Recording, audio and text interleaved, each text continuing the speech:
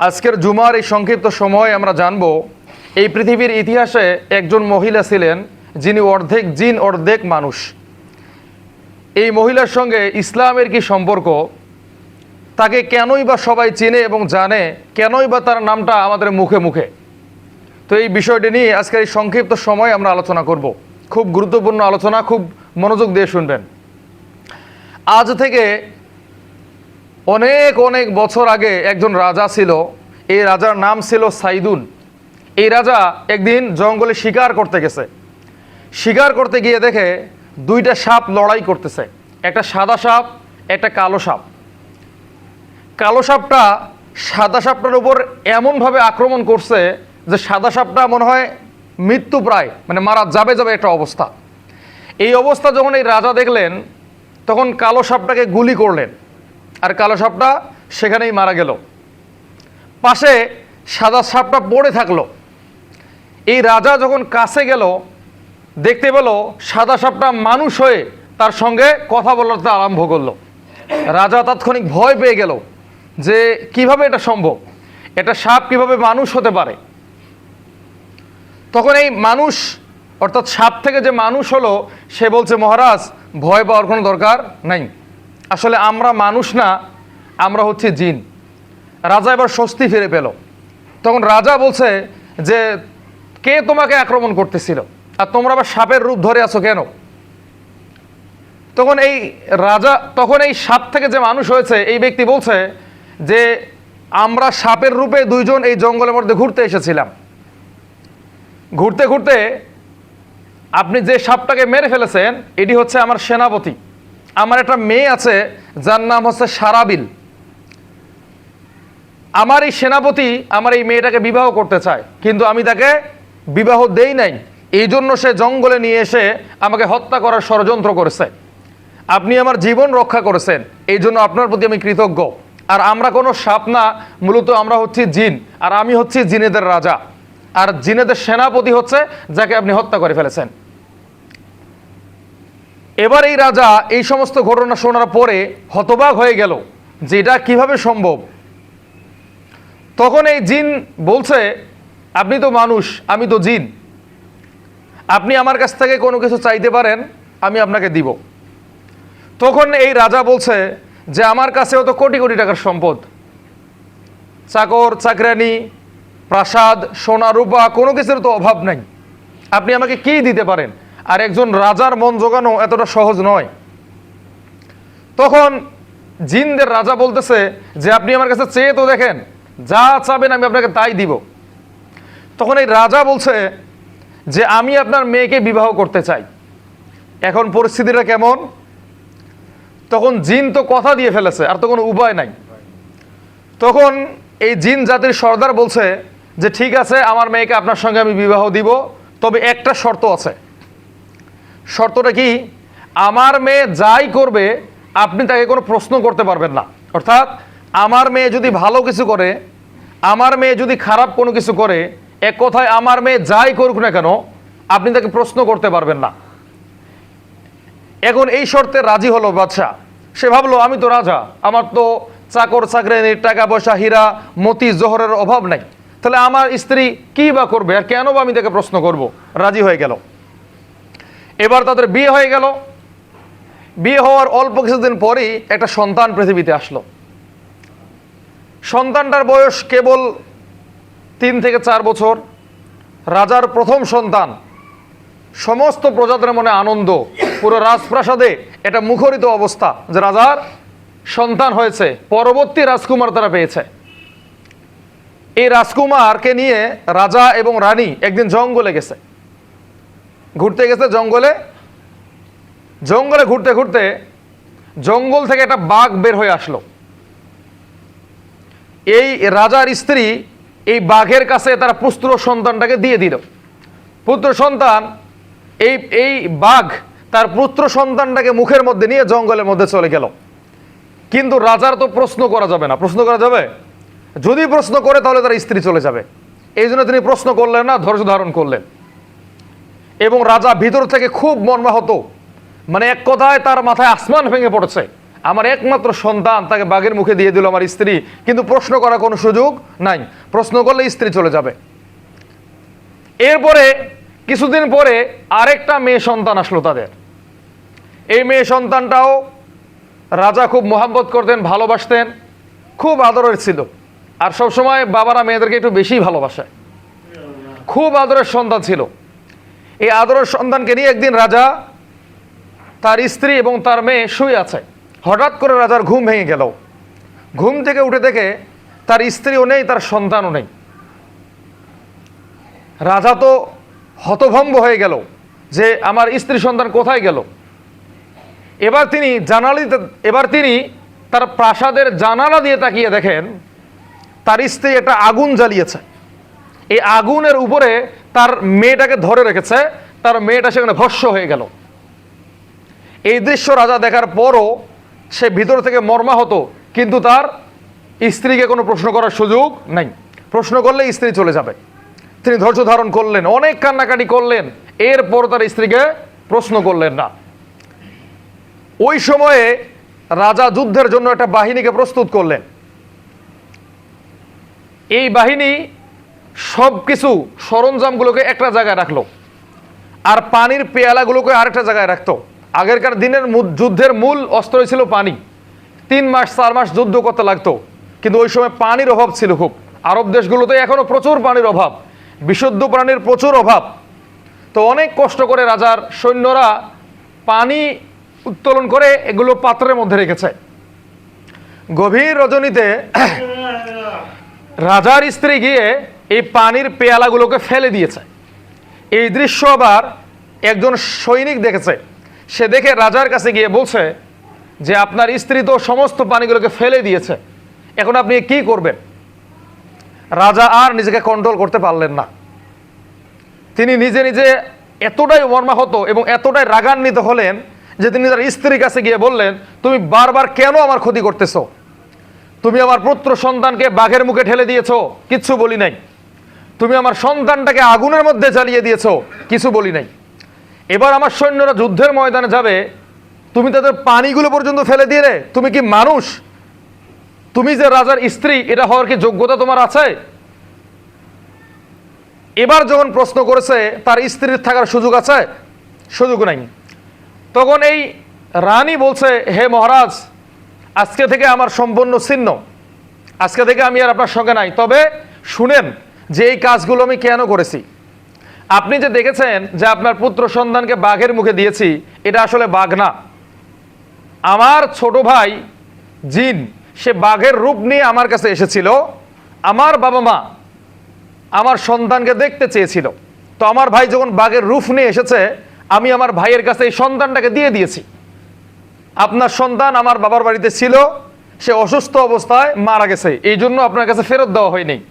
রাজা তো এই ব্যাখ্যা শুনে অবাক, যেটা কিভাবে সম্ভব। রাজা বলছে, বুঝলাম ব্যাপারটা, এরপরে তুমি যে আমার মেয়েকে জ্বালিয়ে দিলে, এটা কি? তখন এই মেয়ে বলছে, রাজার স্ত্রী বলছে, আপনি যে দেখছেন জ্বালিয়ে দিয়েছি, এটা জ্বালিয়ে দেওয়া না। সন্তান হওয়ার পর থেকে জিন জাতির সর্দার আমার বাবা, রাজ্যের সমস্ত মানুষেরা আমার মেয়েকে দেখতে চেয়েছিল। আমি এই আগুনের মাধ্যমে আমার মেয়েকে আমার বাবা মায়ের কাছে পাঠিয়ে দিয়েছি। আপনার মেয়ে এখন বড় হয়েছে, আমি যাওয়ার আগে আপনার মেয়েকে ফেরত দিয়ে যাব। আপনার মেয়েকে আমি হত্যা করি নাই। রাজা শুনে তো অবাক। রাজা বলছে, বুঝলাম, এরপরে তুমি আমার সৈন্যদের পানিগুলো কেন ফেলে দিয়েছ? তখন এই রানী বলছে, তোমার সৈন্যের ভিতরে একজন শত্রু দলের সঙ্গে যোগ দিয়েছে। এই শত্রু যতগুলো সৈনিক আছে তাদের এই পানির পেয়ালার মধ্যে বিষ দিয়েছে। তোমার এই সৈন্যরা যদি এই পানিগুলো পান করতো, তাহলে যুদ্ধের আগেই তারা মারা যেত। আমি পানিগুলো এই জন্য ফেলে দিয়েছি যেন তোমার সমস্ত সৈন্যরা বেঁচে যায়। রাজা তো এই কথা শুনে হতভম্ব, আর মনে মনে ভাবতেছে, কেন প্রশ্ন করলাম, কেন আজকে আমার এবার স্ত্রী চলে যাচ্ছে। এবার তার মেয়েকে তার কাছে ফিরিয়ে দিয়ে এই সন্তান চলে গেল তার বাবা মায়ের কাছে। এই সন্তানের নাম, এই যে অর্ধেক মানুষ এবং অর্ধেক জিন, তার বাবা হচ্ছে কি মানুষ আর তার মা হচ্ছে জিন। এই যে ছোট্ট মেয়েটাকে দিয়ে গেল, এই মেয়ের নাম হচ্ছে রানী বিলকিস। কি নাম? রানী বিলকিসের ইতিহাস তো অনেক শুনেছেন, এইভাবে ব্যাখ্যা বিশ্লেষণ শুনেন নাই। তো এনার নামই হচ্ছে রানী বিলকিস, যার অর্ধেক মানুষ অর্ধেক জিন। একদিন সুলাইমান আলাইহিস সালাম রাজ সিংহাসনে বসে আছেন, তার সামনে জিনেরা উপস্থিত, পশু পাখিরা উপস্থিত, মানুষেরা উপস্থিত, এক কথায় সমস্ত সৃষ্টি উপস্থিত। তিনি লক্ষ্য করে দেখেন হুদহুদ পাখি নাই। তিনি তখন রাগান্বিত হয়ে বললেন, হুদহুদ পাখি কোথায়? তখন কেউ একজন তাকে খবর দিল, হুদহুদ তো তার বন্ধুর সঙ্গে ঘুরতে গেছে। এবার সুলাইমান আলাইহিস সালাম বললেন, যাও হুদহুদকে ধরে নিয়ে আসো, আজকে আমি তাকে মৃত্যুদণ্ডের রায় দিব, সে কেন আমার অবাধ্য হয়েছে। কিছুক্ষণ পরে হুদহুদ পাখি ফিরে আসলো। আসার পরে বলছে, হে আল্লাহর নবী সুলাইমান, আমি শুনলাম আপনি নাকি আমার বিরুদ্ধে ফাঁসির রায় শোনাবেন, তবে আমাকে তো জিজ্ঞাসা করবেন যে আমি কোথায় গিয়েছিলাম। সুলাইমান আলাইহিস সালাম বলছেন যে ঠিক আছে। তোর হুদহুদ পাখি বলছে, আমি আকাশ দিয়ে উঠতেছিলাম, উঠতে উঠতে আমার অনেক পুরনো একজন বন্ধুর সঙ্গে সাক্ষাৎ হলো। আমরা একে অপরের সঙ্গে গল্প করছিলাম। আর এগুলো কোনো গাল গল্প না, এই যে যতগুলো কথা বললাম এগুলো সূরা মুমিনুনের সূরা সাবার প্রত্যেকটা আয়াতের মধ্যে লেখা আছে। আমি আয়াতগুলো না বলে সরাসরি তাফসীরগুলো বলতেছি। তো আমি আমার বন্ধুর সঙ্গে ঘুরতেছিলাম, ঘুরতে ঘুরতে আমরা গল্প করছিলাম যে কে কোন রাজ্যে থাকে। তখন আমার বন্ধু বলছে যে আমি এক রানীর রাজ্যে বসবাস করি। সে রানী খুব সৎ, খুব নেককার, সে অত্যন্ত রূপবতী, গুণবতী, তার অধীনে সবাই সুখে শান্তিতে থাকে। তখন আমি বললাম যে আমি তো একজন নবীর অধীনে থাকি, তার রাজ্যে থাকি। আমাদের এই রাজ্য অনেক বড় এবং আল্লাহর নবী সুলাইমান অত্যন্ত দানবীর, অনেক শক্তিশালী, তার অধীনে জিন থাকে, তিনি সমস্ত সৃষ্টির ভাষা বুঝেন। তখন আমার বন্ধু আমাকে বলছে, হে হুদহুদ, চলো আমি আমার রাজ্য থেকে তোমাকে ঘুরিয়ে নিয়ে আসি। তখন আমি আমার বন্ধুর সঙ্গে সেই রানীর রাজ্যের মধ্যে গেছি, গিয়ে সেখানে দেখি বিশাল প্রাসাদ, তার আশেপাশে লক্ষ লক্ষ প্রহরী, মণিমুক্তা দিয়ে প্রত্যেকটা দেওয়াল নির্মাণ করা।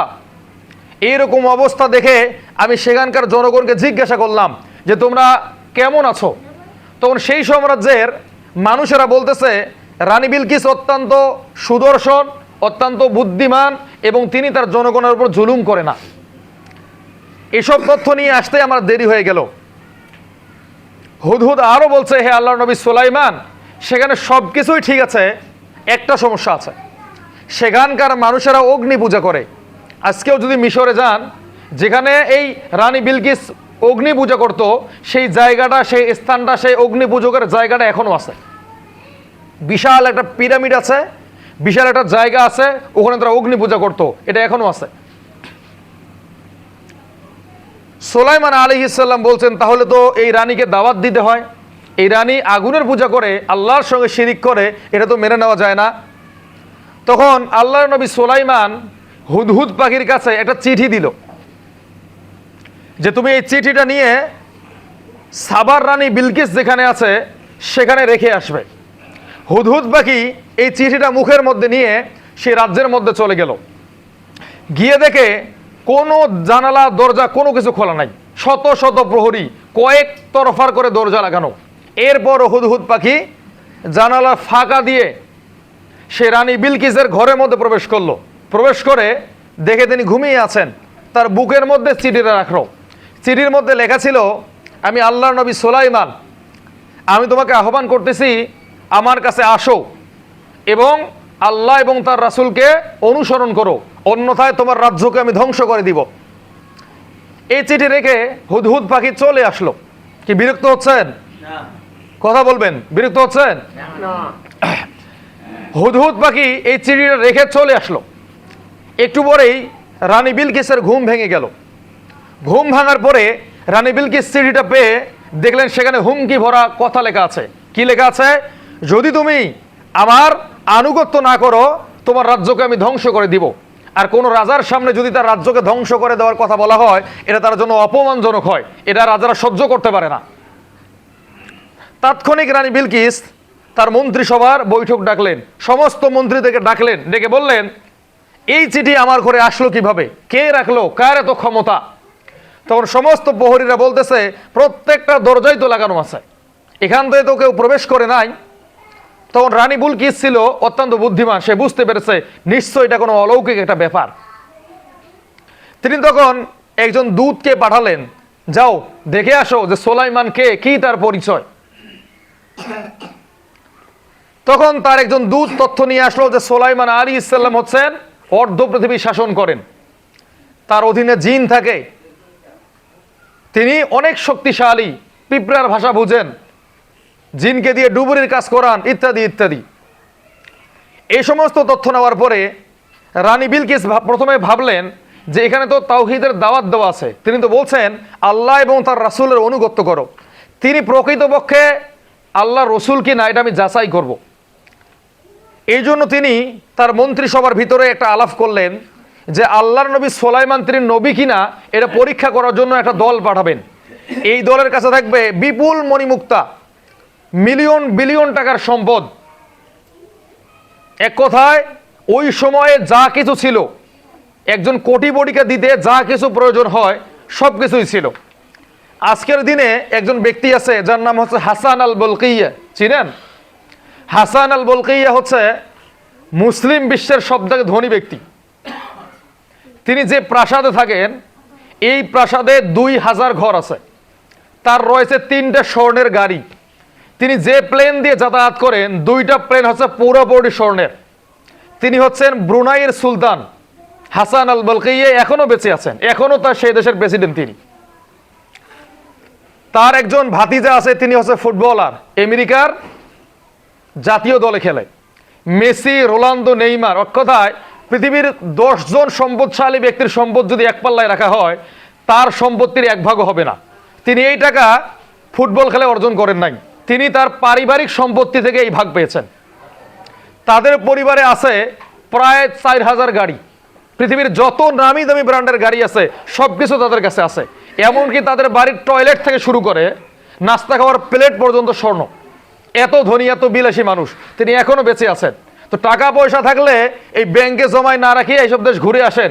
আল্লাহ তাআলা বলছেন কি, কুল সিরু ফিল আরদ ফানজুর কাইফা কানা আকিবাতুল মুকাজ্জিবিন, তোমরা দুনিয়াতে পরিভ্রমণ করো। আর এই কথাটার ব্যাখ্যা আমরা বানিয়েছি কি, এই মসজিদে 40 দিন আর ওই মসজিদে 40 দিন, এটা আমরা বানিয়েছি।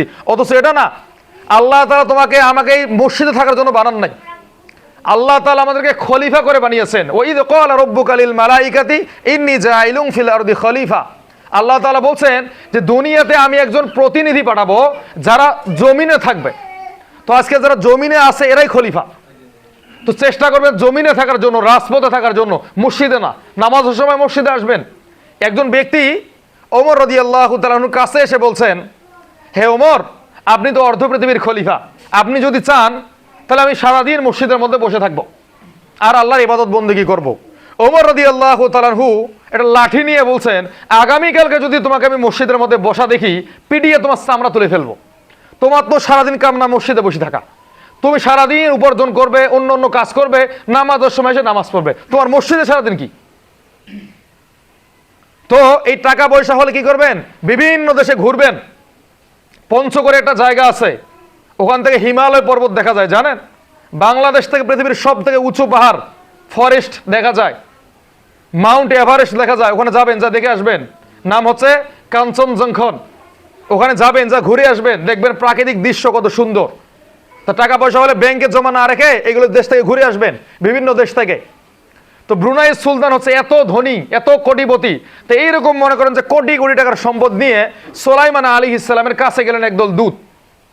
যেই না মাত্র তার রাজ্যে প্রবেশ করছেন, দেখেন রাস্তা পর্যন্ত স্বর্ণ দিয়ে করা, বাড়ির প্রত্যেকটা ইট মণিমুক্তা দিয়ে তৈরি করা, প্রত্যেকটা প্রাসাদের কোনায় কোনায় হীরা জহরত মণিমুক্তা দিয়ে ভরা। এই অবস্থা দেখে এই দূতেরা ভাবলো, হায় আল্লাহ, কার কাছে আসলাম সম্পদ নিয়ে, তারই সম্পদের কাছে আমরা তো কিছুই না। তখন তারা ফিরে গিয়ে রানীর কাছে বললেন, হে রানী বিলকিস, আমরা তো অপমান হয়েছি, আপনার এই সম্পদ নিয়ে তার কাছে গিয়ে দেখি তার সম্পদের কাছে আমরা তুচ্ছ নিকৃষ্ট ছাড়া কিছুই না। তখন রানী বিলকিস বলল যে বুঝতে পারলাম সে প্রকৃতপক্ষে নবী কিনা, আরেকবার তাকে আমি পরীক্ষা করব। এই জায়গাটা একটু মনোযোগ দিয়ে শোনেন। পরীক্ষা করব কিভাবে আমি আরেক দল দূত তার কাছে পাঠাবো এবং 4টা প্রশ্ন করে পাঠাবো। এই 4টা প্রশ্নের উত্তর যদি দিতে পারে তাহলে বুঝবো তিনি প্রকৃতপক্ষে আল্লাহর নবী। তার অধীনে যতগুলো প্রজা ছিল বা তার অধীনে যতগুলো চাকর চাকরানি ছিলেন, তিনি বললেন 100 থেকে 200 চাকর চাকরানি ঠিক একই রকম পোশাক পরবা, সব কিছু একই রকম, ছেলে মেয়ে সবাই একই রকম, সবাই হেজাব পরবা, খালি চোখ দুটো খোলা থাকবে, সবাই একই রকম পোশাক পরবা। তিনি আরো বললেন একটা কৌটো নিবা তোমরা তোমাদের হাতে। তিনি আরো বললেন একটা শক্ত পাথর নিবা। তিনি আরো বললেন একটা শক্ত পাথর নিবা, একটা কৌটো নিবা, আর নারী পুরুষকে একসঙ্গে করবা। তিনি আরো বলছেন যে কিছু দুর্বল গাধা এবং কিছু সবল গাধাকে একত্রিত করে ফেলবা। এগুলো নিয়ে আল্লাহ নবী সুলাইমানের কাছে যাও। সুলাইমানের কাছে গিয়ে বলবে আপনি যদি প্রকৃতপক্ষে আল্লাহর নবী হন তাহলে কারা ছেলে কারা মেয়ে এক নজরে আলাদা করে দেন। দ্বিতীয় নম্বরে এই যে পাথরটা দেখতে পাচ্ছেন, এই পাথরটা আপনাকে ছিদ্র করতে হবে, কিন্তু কোনো লোহার ব্যবহার করা যাবে না। 3 নম্বরে হচ্ছে এই যে কৌটোটা দেখতে পাচ্ছেন, এই কৌটোর মধ্যে আপনাকে এমন এক পানি দিতে হবে যেটা আকাশেও পাওয়া যায় না, যেটা জমিনেও পাওয়া যায় না। 4 নাম্বার হচ্ছে এখানে দুর্বল গাধা আছে এবং সবল গাধা আছে, মুহূর্তের ভিতরে তাদেরকে আলাদা করে দিতে হবে। আল্লাহ নবী সুলাইমান বলছেন যে ঠিক আছে, যদি আমি এই প্রশ্নগুলোর উত্তর দিতে পারি তাহলে তোমাদের রানী কি আমার কাছে এসে আত্মসমর্পণ করবে? তখন তাদের দূত বলল হ্যাঁ। তখন সুলাইমান আলাইহিস সালাম বলছেন এখানে যারা নারী পুরুষ মিশ্রিত হয়ে আছো তারা সকলে হাত ধুয়ে আসো। সকলে হাত ধুয়ে আসলো। আল্লাহ নবী সুলাইমান বলছেন যারা হাতের কবজি পর্যন্ত ধুয়েছে তারা হচ্ছে পুরুষ, আর যারা হাতের নখগুলো ধুয়েছে তারা হচ্ছে মহিলা। একবারে 2 ভাগ হয়ে গেল। এবার তিনি বলছেন কৌটোটা আমার কাছে দাও। কৌটোটা তিনি হাতে নিয়ে তিনি একজন বীর সৈন্যকে ডাকলেন বা একজন সেনাপতিকে ডাকলেন, ডেকে বললেন তুমি এই দ্রুতগামীর একটা ঘোড়া নাও, এই ঘোড়াটাকে এত দ্রুত সফর করাবা সে যখন ঘামবে এই ঘামটাই কৌটার মধ্যে ভরে দিবে, কেননা এই পানি না আছে আসমানে না আছে জমিনে। 3 নম্বরে তিনি শক্ত পাথরটা হাতের মধ্যে নিলেন, নিয়ে বললেন আল্লাহর হুকুমে জমিন থেকে একটা প্রাণী বের হয়ে আসো এবং এই পাথরটাকে ছিদ্র করে দাও। আল্লাহর হুকুমে একটা পাথর বের হয়ে আসলো এবং এই আল্লাহর হুকুমে একটা প্রাণী বের হয়ে আসলো, আর এই প্রাণীটা এই পাথরটাকে ছিদ্র করে ফেললো। এখানে কিন্তু লোহার ব্যবহার করা হয় নাই। 4 নম্বর হচ্ছে কোনগুলো অলস ঘোড়া আর কোনগুলো ভালো ঘোড়া এটা প্রমাণ করার জন্য তিনি এক জায়গায় ঘাস রাখলেন আর এক জায়গায় ছোলা বুট রাখলেন। যারা দ্রুতগামীর ঘোড়া এর খাবার দেখা মাত্রই দৌড় দিছে, পরে কি আছে দেখার সময় নেই। ঘাসটা দেখে তারা দ্রুত গতিতে চলে গেল সেখানে খাওয়ার জন্য। আর যারা অলস ঘোড়া তারা বললো যে একটু ধীরে ধীরে যাই, তারা গিয়ে ছোলা বুট খেলো। প্রমাণ হয়ে গেল যে কোনগুলো তেজি ঘোড়া আর কোনগুলো অলস ঘোড়া। এই দৃশ্য দেখার পরে এই দূতেরা এই দূতেরা রানী বিলকিসের কাছে গেল, গিয়ে বলল যে আপনার প্রশ্নের উত্তর তো এইভাবে দিয়েছে। তখন রানী বিলকিস বুঝতে পারলেন যে অরিজিনালি তিনি আল্লাহর রসুল। এবার রানী বিলকিস ভাবলেন যে এবার আমি সশরীরে তার কাছে দেখা করব, আমি নিজেই তার কাছে গিয়ে দেখা করব। শেষ করব না সময় আছে?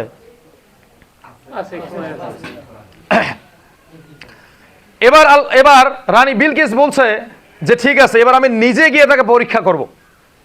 এই জন্য তিনি আল্লাহ নবী সুলাইমানের কাছে চিঠি পাঠালেন যে অমুক দিন অমুক সময় আমি আপনার কাছে আসব।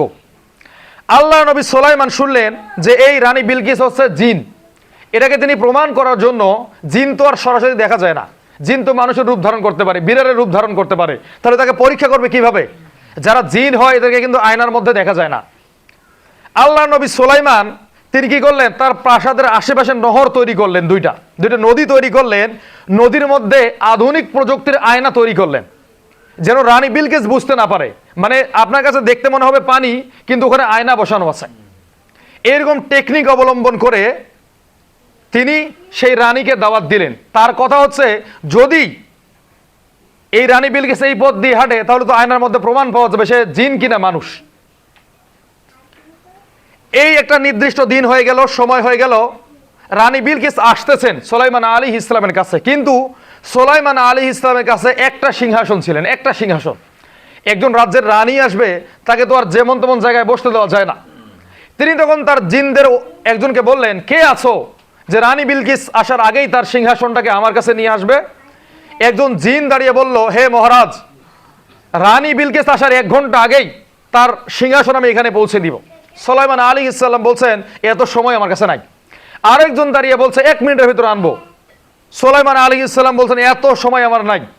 আরেকজন ব্যক্তি বলছে, হে আল্লাহর নবী সুলাইমান, আপনি শুধু চোখের পলক ফেলাবেন, তার আগেই আমি রানীর সিংহাসনকে আপনার সামনে এনে হাজির করব। সুলাইমান আলাইহিস সালাম বললেন ঠিক আছে। তাহলে চোখের পলক পড়ার আগেই তার সিংহাসন এনে হাজির, এটা কি যেমন তেমন কোনো কথা? একটা দেশের রানীর সিংহাসনকে চোখের পলকে আনা, এটা কি সহজ না। তো এই টেকনোলজি সর্বপ্রথম কে আবিষ্কার করলেন? সুলাইমান আলাইহিস সালাম। তো আজকে যারা প্রযুক্তি নিয়ে গবেষণা করে তাদের চিন্তা হচ্ছে ভবিষ্যতেই এমন কোন টেকনোলজি আসবে যে আপনার বাড়িঘর এক জায়গা থেকে আরেক জায়গায় নিয়ে যাওয়া হবে। এখন চায়নার মধ্যে এগুলো টেকনোলজি তৈরি হয়েছে, 1 ঘন্টার ভিতরে আপনার পাকা বাড়ি। কিভাবে সম্ভব? 1 ঘন্টার ভিতরে আপনার বাড়ি খুলে আবার অন্য জায়গায় সেট করে তারা করে দিবে। তো ওইরকম টেকনোলজি হয়তো বা আল্লাহু আলাম আসতে পারে পৃথিবীতে। তো যখন সিংহাসনকে নিয়ে আসা হলো, আল্লাহ নবী সুলাইমান ভাবলেন যে এই নারী বা এই রানী বিলকিস সে আসলে বোকা কিনা, এটা প্রমাণ করার জন্য তিনি তার সিংহাসনটার মধ্যে ব্যাপক পরিবর্তন আনলেন। ব্যাপক পরিবর্তন আনার পরে তিনি তার সিংহাসনটাকে সামনে রেখে দিলেন। এবার রানী বিলকিস আস্তে আস্তে যেই মাত্র সেই নহরগুলোর কাছে আসলেন যেখানে সুলাইমান আলাইহিস সালাম পরীক্ষা করবেন, সেখানে এসে তিনি পুরো মুখ ঢেকে ফেলছেন। আর কি দেখার কোনো সুযোগ আছে? সুযোগ নাই, পুরো মুখ তো ঢাকাই আছে। সুলাইমান আলাইহিস সালাম বুঝতে পারছেন যে আসলে এই অনেক বুদ্ধিমান। এবার সুলাইমান আলাইহিস সালামের রাজপ্রাসাদের ভিতর ঢুকে রানী বিলকিস বলছে, আল্লাহ নবী সুলাইমান, আপনি কি আমি আসার আগেই আমার সিংহাসন নিয়ে এসে হাজির করেছেন? সুলাইমান আলাইহিস সালাম তো অবাক, কেননা সে তার এই সিংহাসনের মধ্যে ব্যাপক পরিবর্তন আনছেন, এক কথায় পুরো রূপ চেঞ্জ করে দিয়েছেন, তাও টের পেয়েছে। তখন আল্লাহ নবী সুলাইমান বুঝলেন যে না, এই রানী আসলেই তো অত্যন্ত বুদ্ধিমান। এরপর রানী বিলকিস তার কাছে কালেমা পড়লো এবং মুসলমান হয়ে গেল। পরবর্তীতে সুলাইমান আলাইহিস সালাম তাকে বিবাহ করলেন। সুলাইমান আলাইহিস সালামের কতজন স্ত্রী ছিল? 300 জন। কোথাও কোথাও বলা আছে 1000 স্ত্রী ছিল। মানে আপনারা 1000টা বিয়ে করবেন এই জন্য? ওই সময় ওটা ঠিক ছিল, এই সময় ওটা ঠিক নাই। এই সময় সর্বোচ্চ কয়টা? 4টা। এই সময় একটাকে ধরে রাখাই কঠিন।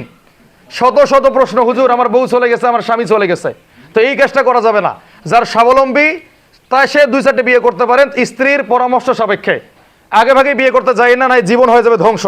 তো আল্লাহ নবী সুলাইমান আলাইহিস সালাম স্ত্রীকে এই রানী বিলকিসকে বিবাহ করলেন এবং সুখে শান্তিতে সংসার করতে লাগলেন। এইভাবেই কিন্তু রানী বিলকিসের যে সাম্রাজ্য ছিল, পুরো সাম্রাজ্যের মানুষ পরবর্তীতে কালেমা পড়ে মুসলমান হয়ে গেলেন। তো এই হচ্ছে রানী বিলকিসের সংক্ষিপ্ত ইতিহাস, এর ব্যাপক ব্যাখ্যা আছে। তো যেহেতু সময় নাই, যে কথাগুলো বললাম, আল্লাহ তাআলা আমাদেরকে বুঝে শুনে আমল করার মতো তৌফিক দান করুক। ওয়া আখিরি দাওয়ানা আলহামদুলিল্লাহি রাব্বিল আলামিন। আসসালামু আলাইকুম ওয়া রাহমাতুল্লাহি ওয়া বারাকাতুহু।